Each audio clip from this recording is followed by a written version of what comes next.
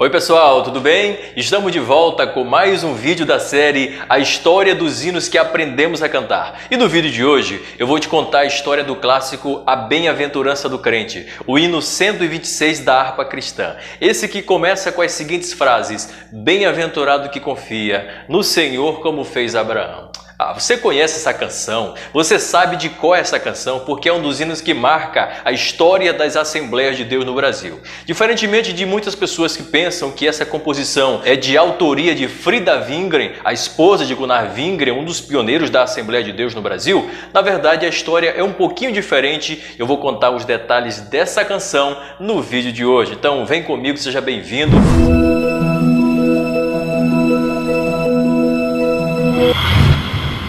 Este é mais um vídeo da série A História dos Hinos que Aprendemos a Cantar. O último vídeo dessa série é a história do hino Sossegai, que muitas pessoas estão comentando a respeito dessa história. O que é interessante dessa série é que, além das pessoas conhecerem e se emocionarem com as histórias contadas, elas também se emocionam contando as próprias histórias com essas canções. Isso me deixa muito feliz em saber que mergulhar na história desses clássicos da música evangélica tem contribuído para a edificação da vida de muitas pessoas. O hino A Bem-aventurança do Crente, ele começa na Suécia. Muita gente acha que é de autoria de Frida Wingren, a esposa de Gunnar Wingren, mas na verdade tudo começa na Suécia com um jovem chamado Emil Gustafsson. Aos 16 anos, ele já era professor de escola dominical e algum tempo depois foi consagrado a evangelista ligado ao famosíssimo movimento da santidade que predominava durante aquele século em toda a Europa. Além de professor de escola dominical e evangelista, Emil Gustafsson era um exímio compositor. Tanto é que aos 30 anos de idade, ele lançou o seu primeiro inário com mais de 200 canções, intitulado como Inário do Coração.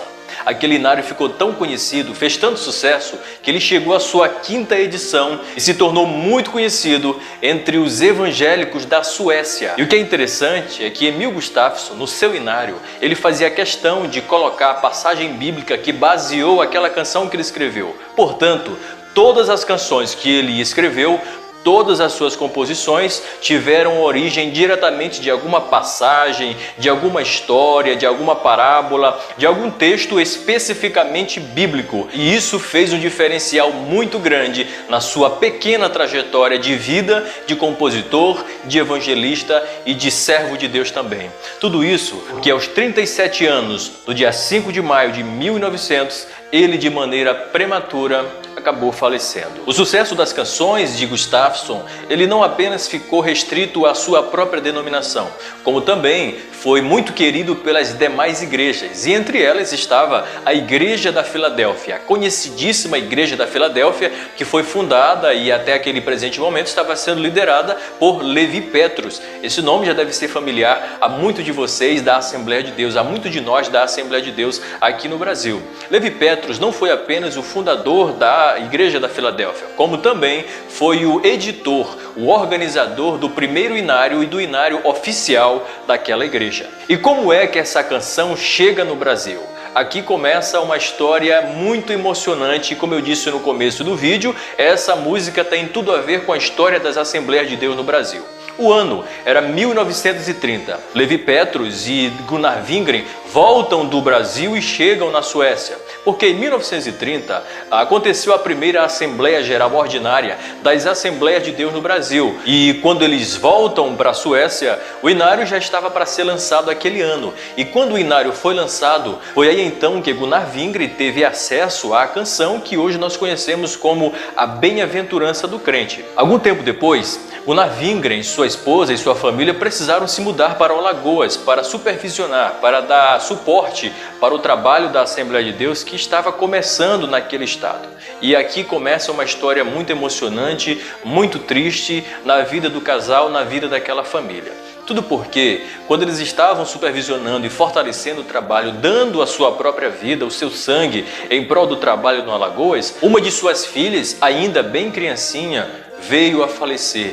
E o que é triste é que o padre daquela cidade impediu que ela fosse sepultada. Tudo porque ela foi considerada pelo padre como uma criança pagã. Gunnar Wingren ficou tão chocado, ficou tão triste, ficou tão ferido por conta daquela situação que ele resolveu trancar-se no seu quarto. a sua filhinha precisou ser sepultada para longe da sua cidade, para longe daquela cidade. E ele, com o coração partido, entrou no seu quarto e começou a orar. E o que é interessante é que enquanto ele estava chorando, soluçando em seu quarto, ele conseguiu ouvir a voz da Frida Wingren cantando de longe a recém-interpretada Bem-aventurança do Crente. E os ouvidos dele conseguiu escutar exatamente aquela estrofe que diz: quando aqui as flores já fenecem, as do céu começam a brilhar. Quando as esperanças desvanecem, o aflito crente vai orar. Os mais belos hinos e poesias foram escritos em tribulação, e do céu as lindas melodias se ouviram na escuridão. E segundo Zélia Brito Macalão, a esposa do pastor Paulo Lewis Macalão, que conta esse relato, ela afirma que quando ele escuta aquela canção, aquela estrofe que foi até o final, a Frida cantando, o coração dele sentiu a calma, porque agora ele pôde entender que a sua filhinha agora tinha desabrochado no céu. Ela foi uma florzinha que se fechou aqui, que murchou aqui, mas se desabrochou no céu.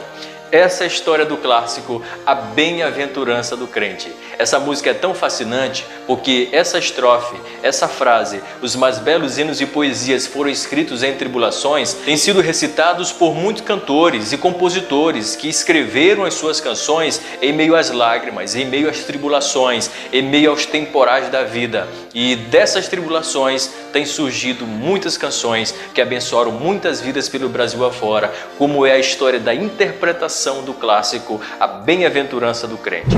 Bem-aventurado que confia no Senhor como fez Abraão. Ele creu ainda que não via, e assim a fé não foi em vão. É feliz quem segue fielmente nos caminhos santos do Senhor. Na tribulação é paciente, esperando no seu Salvador.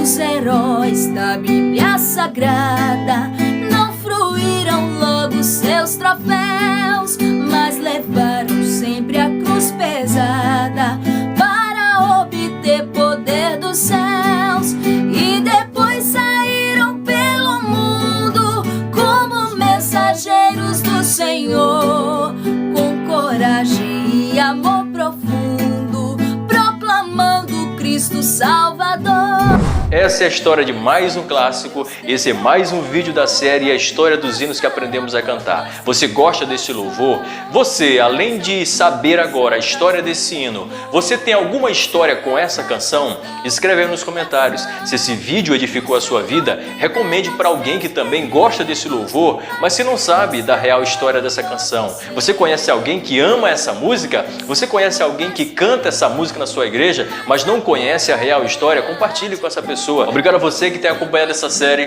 Deus abençoe e até o próximo vídeo.